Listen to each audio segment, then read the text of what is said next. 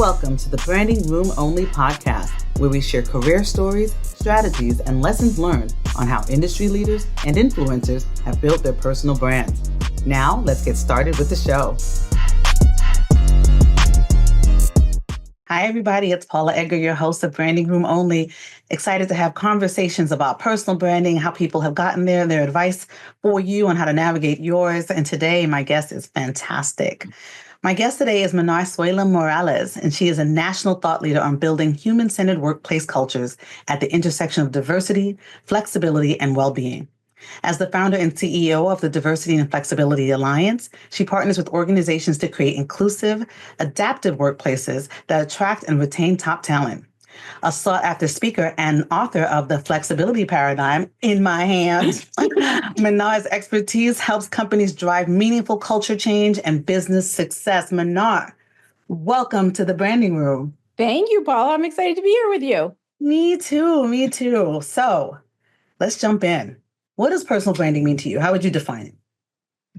I think to me, it's really the essence of who you are. So I think about it more of how do I think about like who I am, identity, what do I stand for, what do I believe in a combination of what do I do and what kind of impact I want to make in the world. I love that. So speaking of the impact in the world, how would you describe yourself in 3 words or short phrases?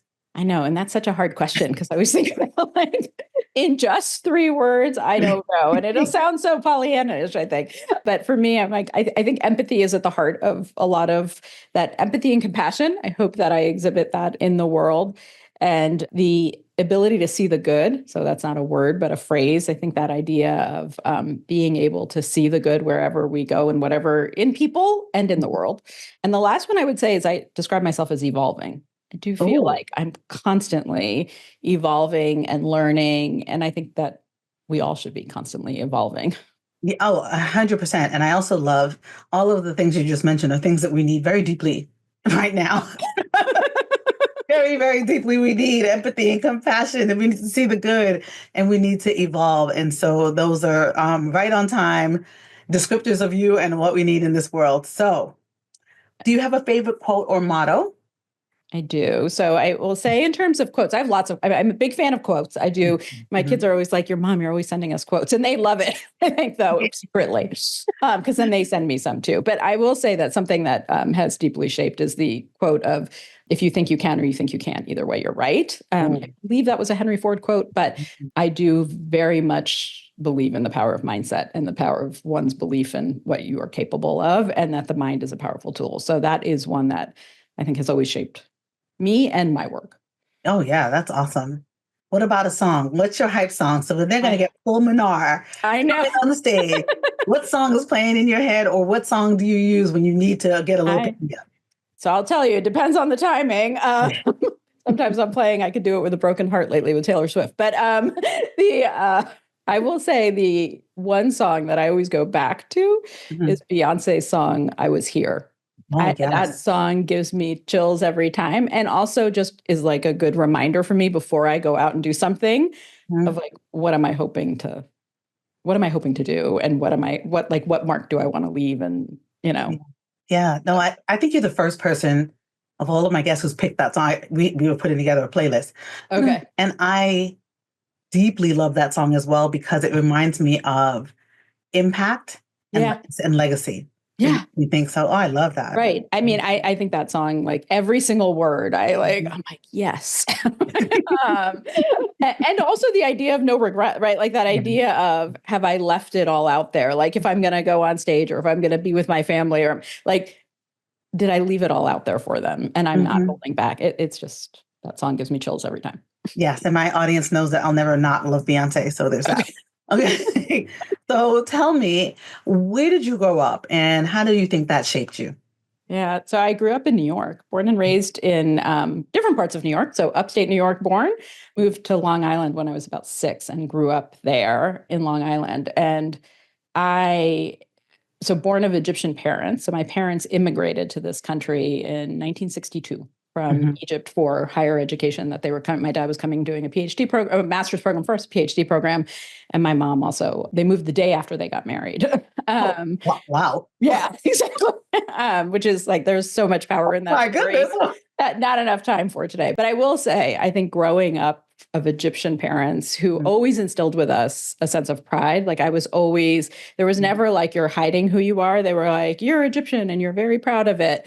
And I did not, and I grew up in a school and an environment with friends that did not make me feel in any way that I wasn't proud of who I was. But it was interesting because I think when I was around 8, so we went back frequently to Egypt. I'm the youngest of 3 siblings. And so my siblings are 6 and 7 years older. So by the time like I was within my family, we were going back for like a summer or a couple of weeks to Cairo.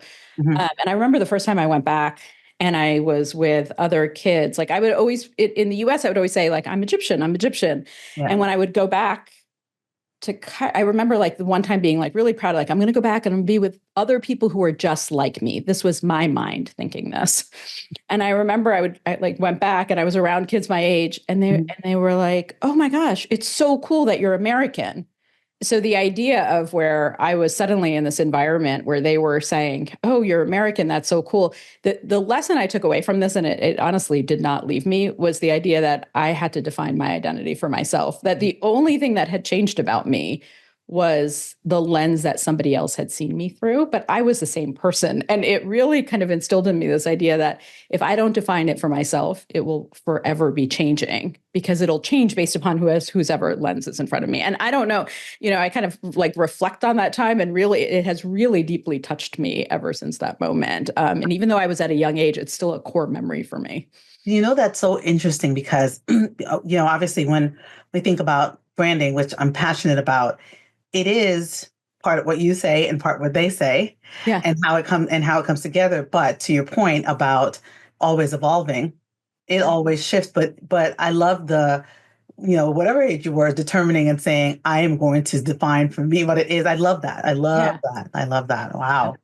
Yeah. So I can imagine the kind of link from that, the how it shapes you part of the question because of what you do, right? And thinking about defining and diversity and even flexibility piece, right? Like understanding what you want. And I love that. So tell me about your professional journey.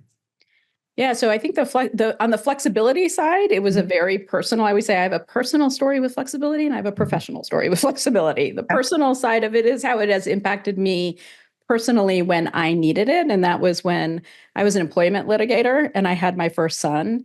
And really for a moment thought there was one thing I thought when I was pregnant, like I was like, not going to take a break, going to keep going, keep going, keep going. And there was another feeling I had when I had him. And that a lot of things that were happening at the time that just made me feel like, I want to keep working. I want to keep doing this. I want to keep litigating, but I want to do it in a way that meets what I have going on personally too. And it was really a moment of redefining for me kind of what success looked like. And so that was my personal, like I needed the flexibility and I knew what I could accomplish, but it wasn't sort of in the traditional way that was happening at that time. So kind of fast forward to, I left one firm to really kind of embark on, I don't want to give up what I do. Right. Even though the advice at the time was, oh, do consulting or, like do other things that lend. And I was like, no, I actually enjoy litigating.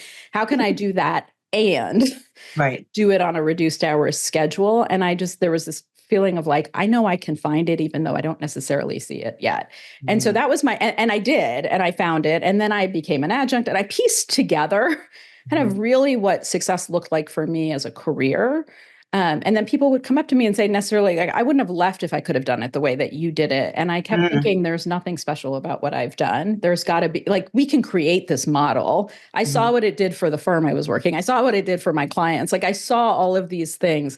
And so that was my personal journey with flexibility. And then starting the professional journey of really kind of studying it and looking at it and examining what's happening in the workplace. What role could it play? I mean, as I was thinking about your bio, what you've done, what you've established, you just said in your personal story that was something that people hadn't been doing, truly, at least not the way that they are even contemplating doing it now. But I can only imagine when COVID hit, as terrible as that was. Yeah. Terrible. And it was. All of you know I'm an extrovert and I suffered. Yeah. But you had already conceptualized and thought about what it meant to be in a workplace where people have to be accommodated, et cetera. And Yeah. I know. And I think a lot of people are like, oh, flexibility was new. I'm like, it's not new, right? Right. We've been doing this. I started the Alliance in 2012, was looking at flexibility starting in 2006, like way before. And I've been talking about this, which helped. I mean, I think it helped with credibility. I had a lot of our members who were like, wait, you've been talking about this long before this ever happened. Right. But I think what COVID did, I remember 2 weeks before COVID hit, I was at the Breakers talking to a roundtable of managing partners and law firm chairs about the business case for flexibility. Like nobody knew in that room. 2 weeks later, right? I was like trying to just convince them that flexibility, there was a business case, right? And then 2 weeks later, everybody had to deal with it. And so, you know what? We're talking about branding. I think what COVID did, it rebranded flexibility. Yeah. It like suddenly flexibility was the glue that kept all of our organizations going. Like without flexibility and without kind of leaning into it. And so I say the way that 9/11 forever changed how we travel, I think COVID will forever change how we work. It isn't about going back to anything. It's around how do we look and how do we see the possibility of flexibility in a world where we are all distributed in some ways. Mm-hmm. Yes. And we're going to definitely jump in talking more about that. I want to make sure we put a pin in that because I often hear people who are so deeply invested in going back. Yeah. And I'm like, oh, right. Like, anyway, so tell me about the flexibility paradigm. Yeah. Why did you decide to write it? And what are some of the things and insights that you wanted to share in the book? Yeah, I mean, for me, I think what COVID did, it was that moment of time where I saw, right, like we were busier than ever, and we were having real conversations. And when I talked about that rebranding of flexibility, it was because it was a moment where organizations who would have never done that suddenly needed to lean into it. People who would have never worked flexibly suddenly were working flexibly. And I would laugh when I would have leaders come to me and say, "Who would have thought this works?" And I'm like, "Yeah, who would have thought?" You're like, I right. That's all right. Whatever it takes to bring people to a conversation. But it was a real paradigm shift, right? Like it was a real time for us to see. And the reason I wrote the book was because I wanted to cement it. Like I wanted to say that, first of all, I was really worried of kind of seeing beyond COVID to say, yes, do I think it will forever change how we work? I do. Do I think people are going to go back? I do, right? There's a forgetting curve that happens. And there is a piece of it, which is, oh, when I needed you to be like this, I did this. And now I no longer need it. And I suddenly want to go back and that goes to, I think organizations and leaders adapted, but some didn't evolve. And there's a difference. Like there's an adaptation of, I have to adapt to my circumstances. And so I'm in reactive mode and I'm doing this because I have to, but my thinking about it didn't evolve. And so I think for real change to happen, you have to have both the adaptive behaviors, but you also have to have the evolving behaviors of what's the mindset shift? What are we thinking really about flexibility? What is flexibility and what it isn't? And so the book was an opportunity for me to say, let's actually get really clear on all of the mindset shifts that have to happen, all of the business case that's there. What does flexibility make possible? And is there a different way we can think about it? Because I think the failures that we see aren't a failure of flexibility. What actually it is, it's a failure of implementation. People aren't doing it in the way that you need to do in order for it to be successful. So, I mean, that's a whole word you just said. What I'm stuck in is your reflection about adapting and evolving. Yeah, there's a difference. I think that you just like wrote out what has been frustrating the heck out of me about folks, because I'm like, I don't understand. Like you saw that we could do this. Right? But it is not the seeing, it's the did I go along, and it's resistance to evolving, right? Thinking about growth mindset and what can and can't be done and how things can happen. Right. Oh, that's so powerful. That is powerful. Thank you. But I do think it's where we need to have the conversations. And I talk about leadership paradigms shifting of we don't just need adaptive leaders. I need evolving leaders. I need leaders who are thinking really differently. And the ones that have been successful are the ones that if you listen to the way they talk about flexibility, if you listen to the way they talk about culture, their mindsets evolved. Mm-hmm. And it's part of the, we have a framework in the book. And I start with purpose first to reflect, because I'm like, if we don't address the mindset first, then we're never, I can talk about the adaptive practices, but that comes much later in the framework, because unless I can get you to evolve, I can't get you to the practices. And so I'm always around, how do I get you to think differently first about it before I can get you to tell you what the practices or the policies should look like? I mean, that's such a deep reflection. And then when I think about how I'm often thinking about leaders and branding, right? And how I say that a leader without growth mindset is not leading to this, at this moment in the time that we need. Those things kind of connect for me, right? It makes me think it is one thing to be thoughtful and careful. And I think we work with a lot of lawyers and we risk averse and all those other things. But that once you have the information, and the information is clear. There's so much there.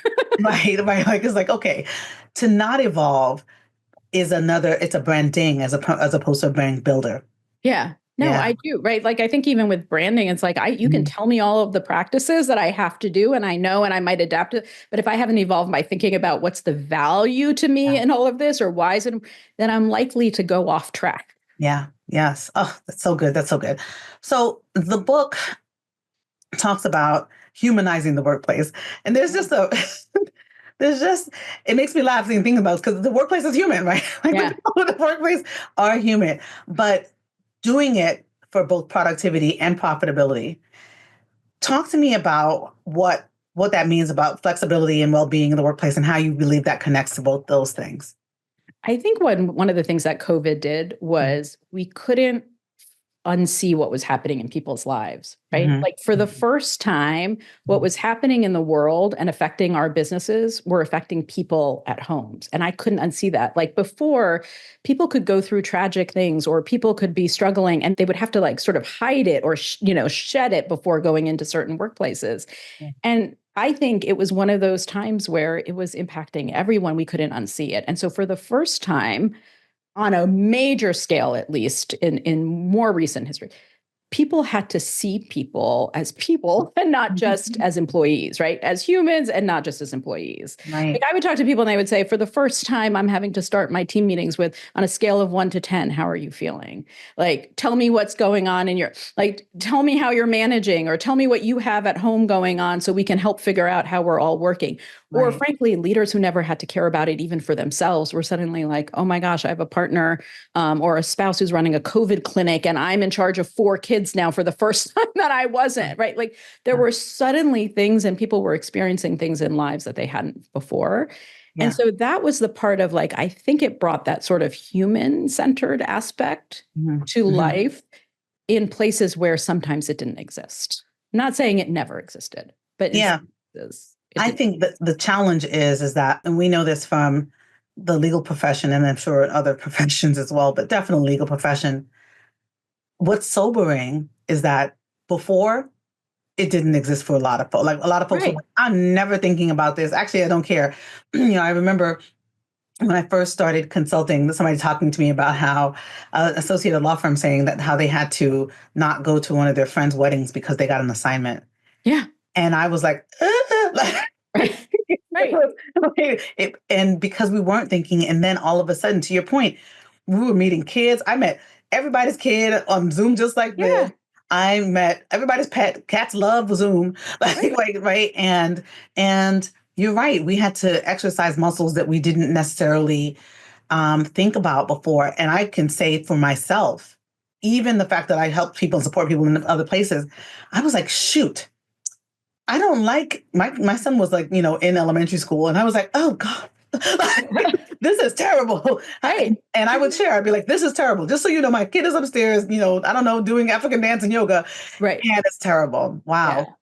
Wow. Or my son was doing PE with the camera off. That was my Right. favorite one, where I walked in and I was like, how do they even know what you're doing? You're lying there and your instructor is like the PE teachers. But right. So there were those aspects, right? And Yeah. I think the idea of saying like, what does flexibility do for us? Mhm. It does create an environment where, where we can create psychological safety, not just about like what's going on at work, but can we create psychological safety for people about what's going on in their life? Like, can we invite people to be able to say, I have this going on and this going on, or can I structure, especially in law firm environments, I think where the demands can be so strenuous and it can be a 24/7 feeling like a 24/7 environment, is that how do we give people tools to help even manage and align that in their lives? And everybody has a life and everybody needs flexibility. I think that's one of the things I try to really hone in on, which is it is not just for women. It is not just for people with children, right? And so we have to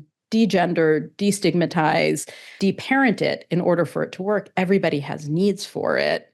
Yeah. It just looks different in terms of what those needs are. So I think that's a really, really great point. And my listeners will remember when I spoke with Lori Levin about support post having kids and how you can think when you're having kids, like, I know what it's going to be like. And then to your point where you were saying that, before, and then you have no idea what's going to happen and how you're going to feel and how you need to navigate. And so having folks really think about the brand shift that comes with all of the different roles that you take on and the life changes that you have is an important one. But when you were just talking about how it's everybody, I think that is so key because so many places will be like, oh, well, you can do this assignment because you don't have any kids. Or and then it's like, hello, I also still need to, I don't know, live. I have a life. I remember talking about that during COVID because people would say, well, I want to protect that person because, they're taking care of kids and they have all this. And I was talking to an associate who said, you know what, I'm in a studio. It is my home. It is my gym. It is my office. And pretty soon it's like my prison cell.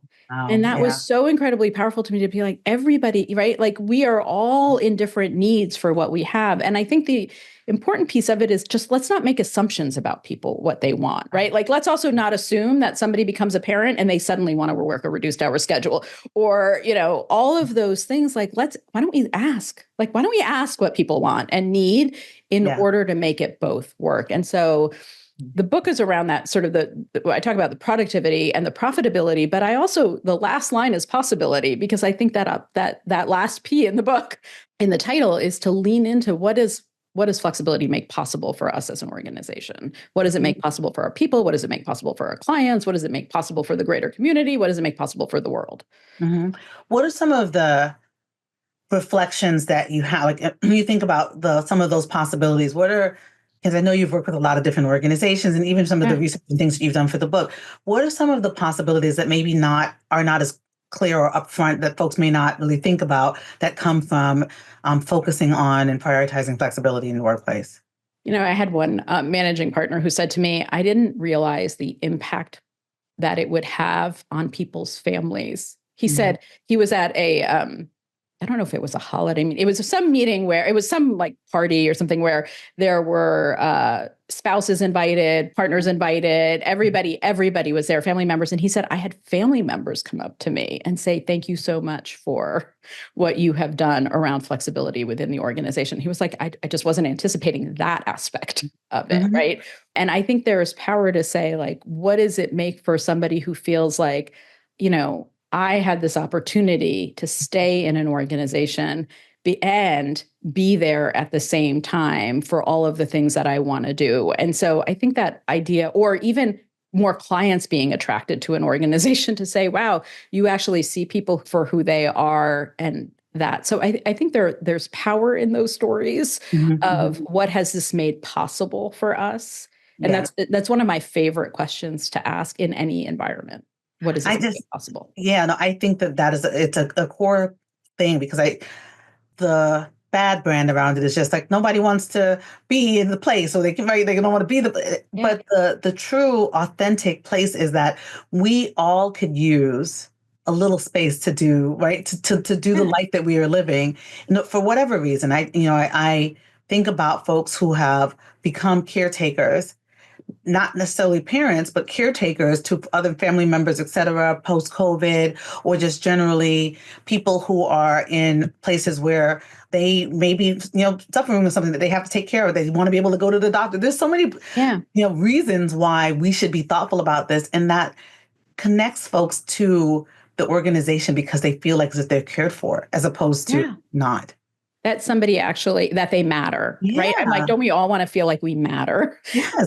And that idea. And I do think, I think people think when we talk about that sort of rebranding of flexibility, there's a lot of misperceptions around flexibility, around what it is and what it's not. I talk about flexibility as a responsibility, right? I think a lot of people don't see I'm like, it's not a free for all. Like flexibility is a responsibility on the part of organizations. You have to create the infrastructure, the structure around it, the policies, the practices, all of that, invest in technology, all of those things in order to make it work. It's a responsibility for leaders who have to think about, how do I lead in this environment, right? It's not a policy change, it's a whole culture shift. How do I lead in this environment? How am I paying attention? How am I being inclusive? How am I not leaning into proximity bias? All of those things are important. How do I think about not just what my own needs are, but what are the needs of my team? What are the needs of the organization? What are the needs of clients? And then it's a responsibility on the part of individuals too. I think you have to show up in a different way. You have to be thinking about, am I being responsive? Am I being, productive? All of those things. I'm like, it's not a trade-off for performance. And a lot of misperceptions exist around there that flexibility means I can do whatever, right? Like I can spend my day doing this and get on in the evening. And I'm like, no, like there are still rules around flexibility. There's rules of engagement. There's responsibilities in how we can be successful in this environment. And we also have to own our own brands in this environment.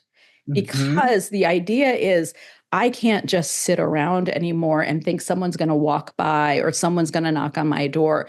I have to think about, how do I show up in this Zoom call? I have to think about, Zoom is an extension of my office. It matters how you show up, cameras on, right? Like engaged, participate.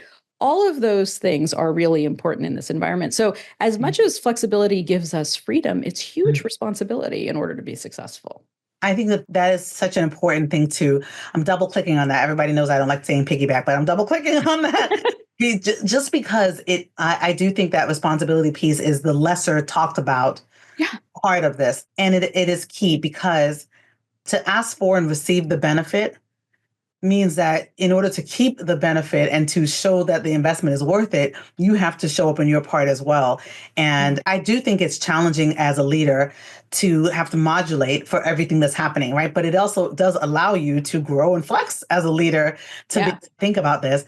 And I'm never going to ever be mad at somebody saying, show up on the Zoom the way that you want to be. So I'm like, hello, get that camera on, make sure your light is like, it's people pay attention. They are making assumptions about you and they're judging you to the benefit or not based on how you show up, the choices that you're making. And then when you don't make those choices, they're also making the decision about that you chose not to make that, right? Especially with clients and all these other things. And so I love that. I love that reflection a lot. And I will say that I think that's a shift from COVID that people didn't lean back into, which is during COVID, right? Cameras on, cameras off, you just survive, right? Like there was so much going on in people's lives that we said, just survive and just like, let's all, but when you shifted, what people didn't do was readdress, okay, what are the rules of engagement now? Like, what does it mean now for us to work in this environment? What does it mean now for us to show up? What does it mean now for us to have the kind of impact that we want to have? And it's not just about, oh, I got my work done. Like, associates will be like, I don't need to ever go back in the office. I'm getting my work done.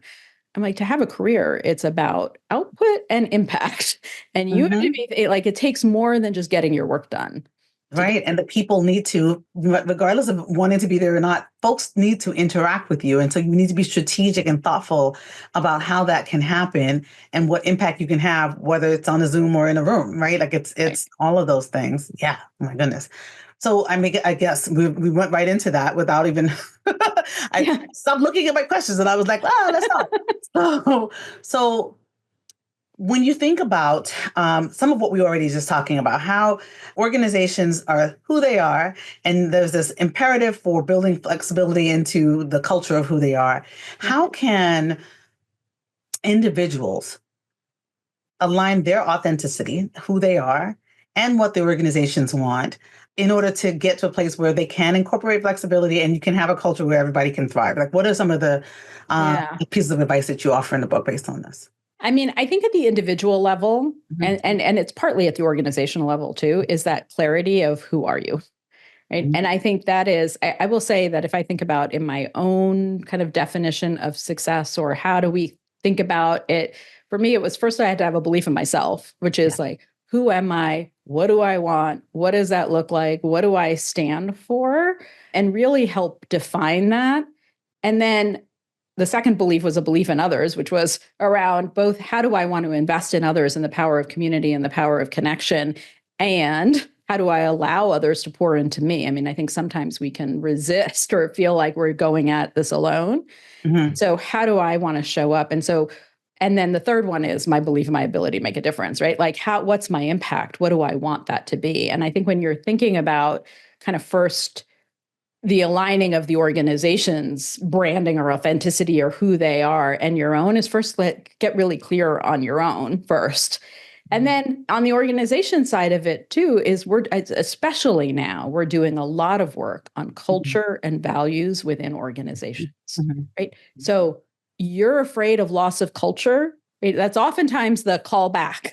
Oh, we want people back in the because of loss of culture. Because Mhm. and I mean, I wrote an article about that actually prior to COVID, because that Mhm. was constantly one of the refrains, right? Loss of culture. Yeah.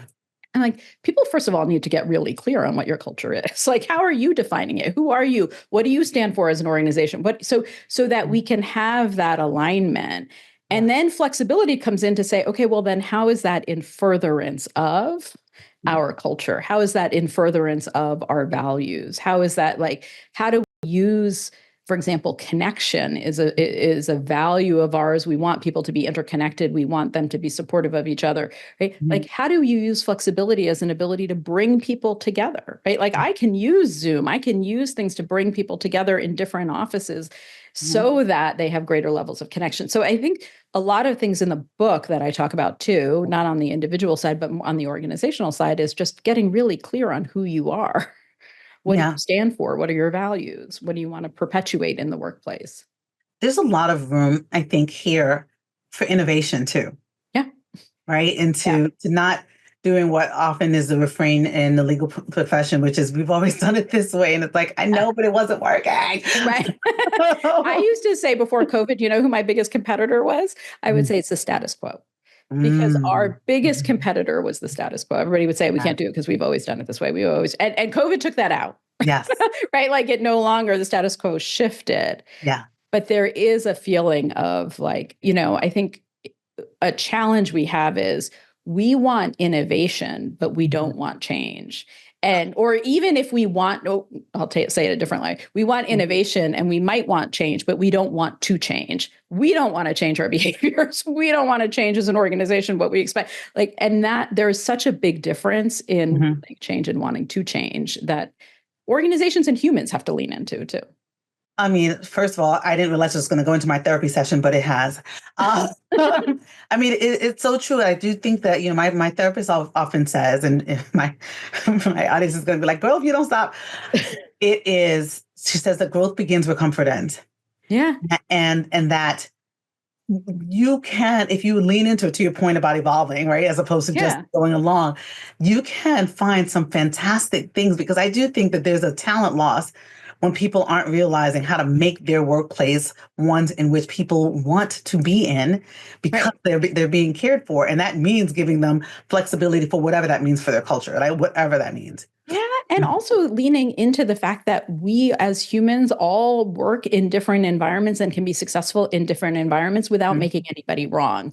Like, one of the core principles I talk about of flexibility in the book and otherwise is that yes and mindset, the paradox mindset, right? Yes, you can be successful and energized in the workplace, and I can be very successful at home and Mhm. feel much more energy in a quiet space at times and get my best ideas. And some other people get their best ideas like bouncing it back and forth in the office. Like, we have to have space. And a lot of times in my conversations, I say, look, we're not going to get to common ground on this. I don't need you to agree. I need us to get to higher ground, which is what does this make us possible for us as an organization? And so much of this conflict and conversation around flexibility is people trying to get to common ground on it. And I'm like, you don't have to.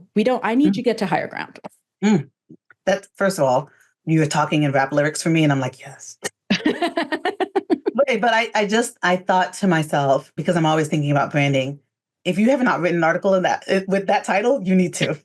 You literally need to. That higher common, not common ground, higher ground, and that's what our goal should be, because it is, I think, related to so many things, and you can kind of dovetail that into the conversation that you want to have. But I think that it's we both, in the work that we do, meet a lot of resistance. Yeah, a lot. Right. And everybody's got an answer as to why not.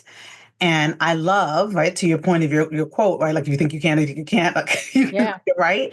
Finding ways. And there's been so many articles about, like, firms and organizations who are like, all right, well, let's try this. My favorite word is pilot. Let's pilot this. Yeah. Let's pilot this. But being resistant and saying, no, we can't, I do think takes you out of being perceived as, or even being, period, a best-in-class employer, period. Yeah. Yeah. And my favorite question to ask is, what's getting in the way?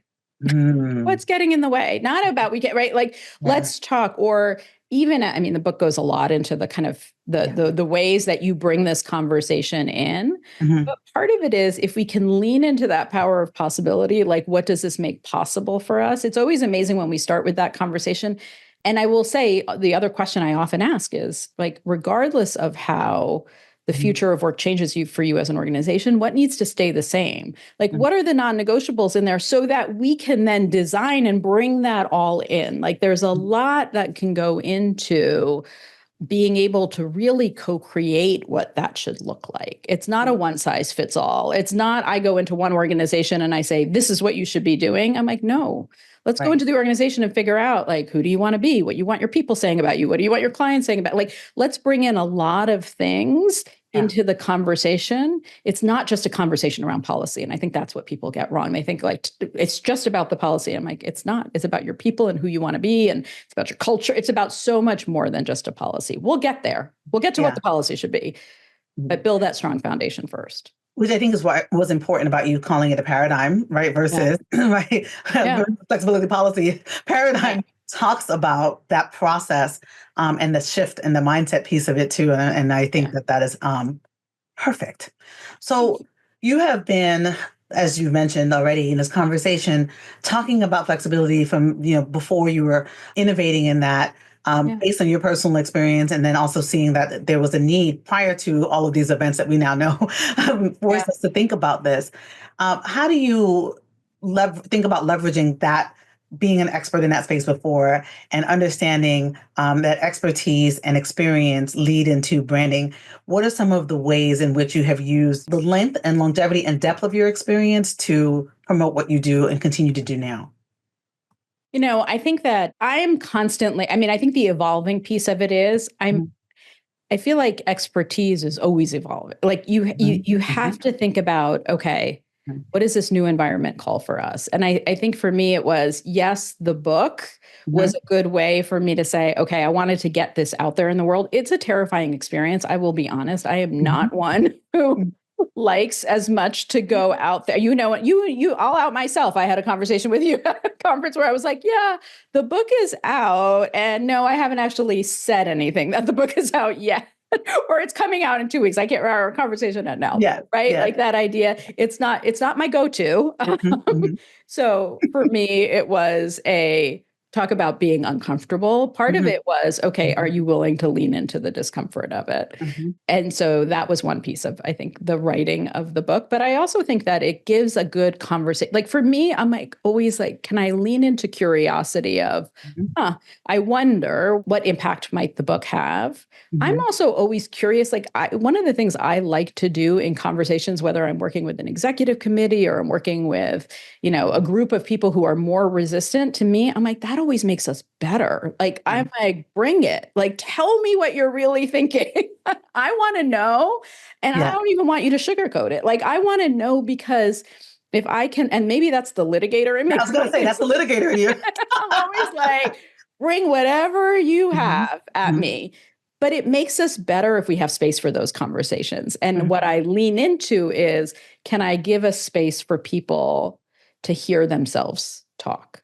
Because sometimes, and I'm guilty of it too, we all are, right? Like we lean so much into that power of I need to convince you that I'm like, do I even believe what's coming out of my mouth right now? Like, am I just trying to win an argument right now? Like I'm so far down the path of wait, like we don't always have spaces sometimes to just hear ourselves talk out loud and say, oh, like do I really believe like what I just said? Do I really believe the only way that I know someone's working is if I see them in front of me? Like play that movie forward a little. Like, is that really, or, oh, I only believe people connect in person. I'm always like, oh, okay. Is that true for you or is that true for everybody? Like, let's just take so I think for me, the alliance was important for me because I wanted to build a community, right? Like, how do we have a community of coming together? I think for people to share ideas, for us to have conversations, for us to have everybody talk about their culture. And I always say, like, for me, it's about, can I just take you to the next step? Like, I don't need you to do everything I say. I wish I wish organizations would, they don't, but can we actually just make sure we're having the right conversation? Like, that's important. Like, you may say no, but say no for the right reasons. So I'm not sure I answered your question. No, you did. You did. And I'm glad you also outed yourself. All of you, all of you, I want to let you know that a lot of times people will come to me and be like, I've got something going on. I want to be on the podcast, and I will decide whether or not, because this is my baby and it is what is. Yeah. I went after Manar and was like, I can't believe you have a book. And I want to know more about it because, and this is a branding piece. That's why I want to share this with you. We were at a conference and I was in a group of people who were talking about your upcoming book. And they were talking about how excited they were about the book. And I immediately thought to myself, this has a brand impact organizationally and individually. I was like, I got to get So this is multiple layers of learning around personal branding. One, your expertise, your experience, build your reputation so that people will talk about you when you're not in spaces and lift you up in your opportunities.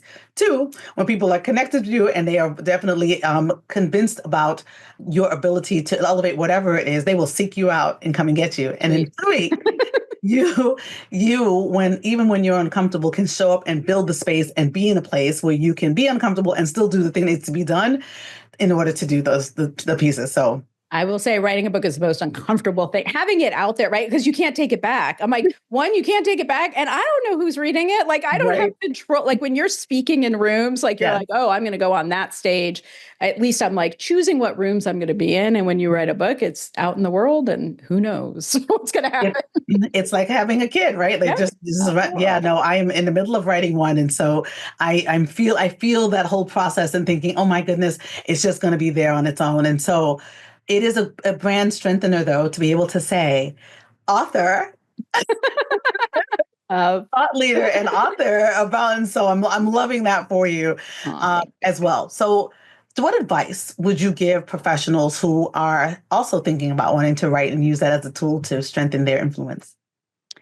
I think one of the things that was helpful for me as I was like going through the process, and it's actually a question I ask anytime I'm invited in to do a training or do a talk or anything. I'm always like, what do you want the audience knowing, feeling, and doing after this is done? And I think if you go into like writing a book and you're like, okay, well, what do I want them knowing, feeling, and doing? Not only about whatever the subject is that you're writing the book about, but also like, what do you want them to know about you in that process too is an important thing. And I think I'm a believer that everybody has a book in them. I'm like, if I write a book, everybody can write.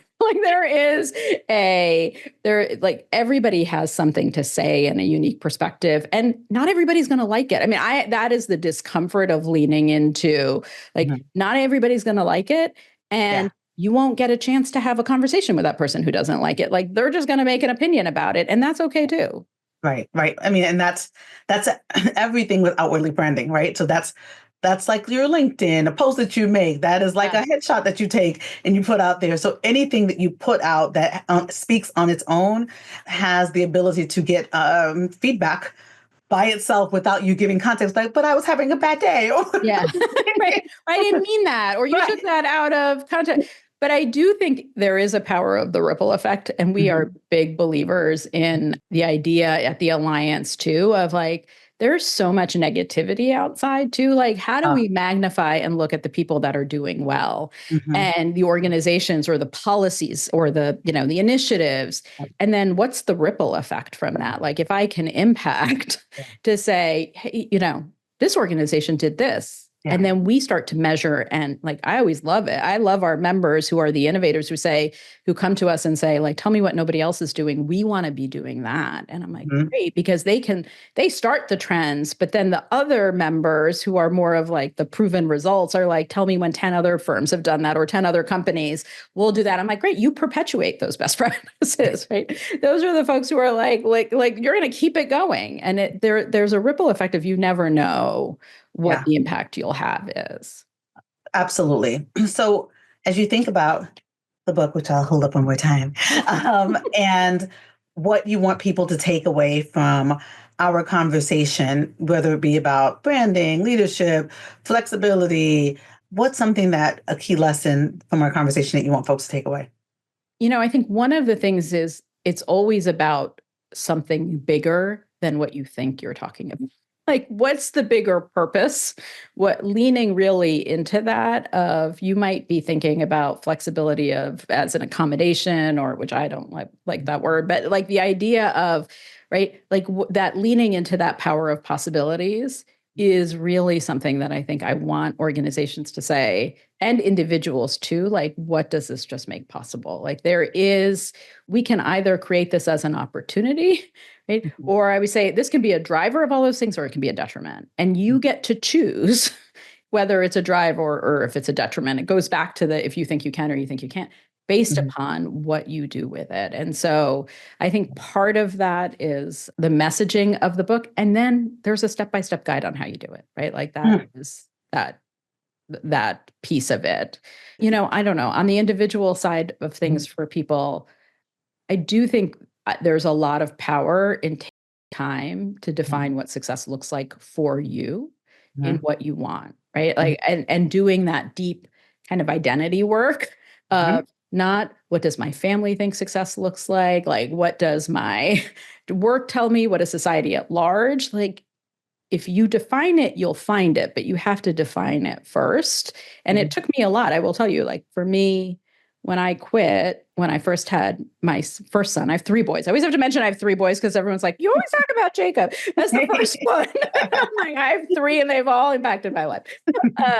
But the idea of like, I was like, oh my gosh, I just like, who am I? Like, what? Like, wait, I used to always say I was an attorney. Like, what am I supposed to say? And it like it was jarring to me first to really Yeah. kind of go and say, I thought success was me being a partner at a firm. Like, I thought that was what I was supposed to be going at. And, so I had to take a step back and be like, okay, wait, what does it look like? And I can be a mother and I can be a successful attorney. Like I can be, this and I can be a successful entrepreneur. I can be and I had Yeah. to think about that paradox of bringing all of my identities forward Mhm. around what I wanted to shape and who I wanted to be. Oh, that is a wonderful, wonderful piece of advice that I know everybody it resonates. Because even as I sit here, I'm like, I did those things as well, and I'm like, yes, I can also do it. Like, again, I don't know if you realize this, but you do speak in bars. You speak Oh. like it's giving me rapping. Anyway, the whole other story. No one Um, has ever said that to me, Paul. I will take no, that to heart. you'll just see, and I'm sure there's certain people who will always message me about the podcast episode. There's a lot of takeaway, a lot of pullbacks where it's like, okay, all right, I see you. Okay, Okay. your Long Island is kicking in. Okay, so I ask everybody the same three questions as we close the conversation, which is this: what about the fun stuff? What do you do for Oh, fun? what do I do for fun? Mhm. So for me, I love Paris. I don't know if anyone I will say. So fun is I go on a girlfriend's trip every year. I even did it. And we generally go in January. And people are like, you Yeah. can't launch a book and go on a trip. And I was like, yes, I can. um, that is sacred time to me. So I do think in leaning into Mhm. kind of those moments, I was a tie buyer at Saks in their corporate, an associate tie buyer as my first career out of college. So that sort of Oh, fashion world of mine is like just a great reminder of a yes. youth that first year of graduating. I loved that job. And so that is, but I also spending time with my family. I mean, I do family and friends and my father and my family, like all of those things. I think those identities for me, I'm always like, I enjoy that and try to find ways to keep that going in my life. Yeah, I'm glad you mentioned your dad because I read the dedication, and as a daddy's girl, Yeah. whose mom is not here as well, it resonated really well for me, and it just as an opening, and I love to read the openings because it tells me about the person too, and so Oh, I thank you. appreciate, and it resonated when you shared. So, and I think this kind of aligns with this. Yeah. What is an aspect of your authentic personal brand that you'll never compromise on? I think that idea of values Mhm. and seeing possibility are things that I will not like. I'm not interested in, I will say, we are here to create change. Yeah. So I'm not here to do a check the box exercise. I'm not like, I think we are here at whatever level of change we can do. So I think for me, I'm always looking at like, whoever we're going to work for, whatever we're doing, do I feel like there's an alignment of values in the way in which we are approaching something? Are we always kind of seeing that good in something? And are we here for that real change? So those are things that we kind of look for even in the Alliance. I love that. So this probably connects to that, maybe, maybe not. Yeah. Branding Room Only, the podcast name is a play on the term standing room only, because I'm clever. Yes, so, you are. so what is an experience, what is something about you that would have a room full of people to experience about Manar that no chairs, just standing room only about you? God, about What's your me. magic? I think it's making space for conversations without people feeling wrong. Oh, that's a good one. I love that. I love that. And I think based on our conversation and what you said so far, it is clear that that's a skill that you've been able to leverage in what you're doing. And I can't wait for everybody to read the book, tell somebody else to go get the book, slip the book under your boss's door, whatever you need to do. Tell folks how they can find out more about you and your work. So you can go to the Alliance website, www.dfalliance. You can also go to my LinkedIn. I've been posting some things and thoughts around the book, but reach out to me. I would love to hear what people, I honestly do value connection, and I do value people reaching out, telling me what their experiences are. So reach out to me on LinkedIn. You can email me, Manar at DF Alliance, go to our website, whatever way that you want to. I would love to hear from people. Fantastic. Well, I am glad that we had a chance to have this conversation, and I knew that it was going to be good, and it was. So everybody share with a friend, share with a colleague. Like I said, tell them to listen to this because I think there's so much in here. And also, little did she know that Manar is a rapper. So there's everybody. I can't wait to tell my children that. My voice will be like, what? Soon to see you all, everybody. Bye. Bye.